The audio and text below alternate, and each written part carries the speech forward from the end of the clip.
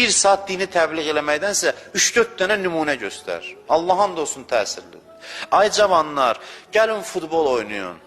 Futbolun xeyri bilirsiniz nədir? Filandır, filandır, filandır danışırsan. Bir saat futbolun xeyrindən danışmağın işini Messi ilə Ronaldo bir dəqiqə həll edir. Mən bunu zarafata demirəm, amma həqiqət belədir.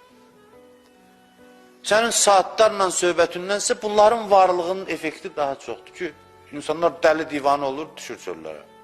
Deyir ki, mən də onun kimi olum. Onun həvəsinə gedir futbol oynayır. Onun həvəsinə gedir idman edir. Din də belədir. 5-10 dənə zirvədə olan adam, bəsdir. Adama gəncə futbol təbliğ eləyərlər ümumiyyətlə. Harada görsən, saatlarla çıxsınca futbol oynayın falan. Futbol elə belə oynanılır ki, 5-10 dənə, 3-4 dənə ulduz uçur və din də belədir elə. Bilməm, indi elə bir bəlkə də çatdı. Özüm danışa-danışa özümə də elə cəmaata da yəqin ki. Mənim söhbətim indiyə nəcən olan söhbətlərimin hamısı dindarların içində 10 dənə kamil adam tərbiyə edəcəksə bəsimdir. Mən necə şükür eləyim bilmirəm.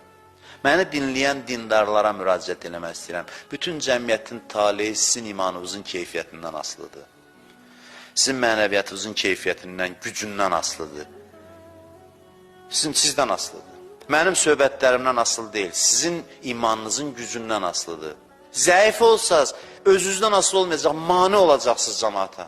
Qohumlara mani olacaqsınız, dostlara, deyəcəklər de burada, bunu güc qoyub bu din bunu çıxardıb ortaya. Bunu neyinirəm axı mən bunun davranışını? Və sizin ayağınıza yazılacaq ki, nə qədər adam dindən uzaq qaldı, sizin ayağınıza yazılacaq. Biz mani oluruq, ay dindar, inanclı insanlar, İmam Zamanın zuhuruna biz mani oluruq. Gəlmirsə bizim günahımızdır. Sadə söz deyirəm, sadə mexanizm. Dindarlar daha yaxşı olanda dinsizlər avtomatik dindar olur.